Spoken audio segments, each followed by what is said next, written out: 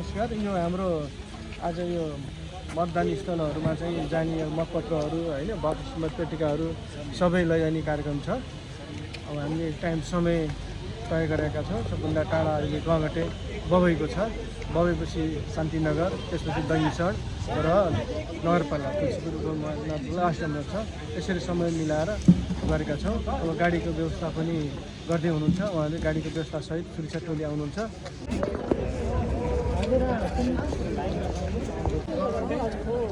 विनोद सरलाई चाहिँ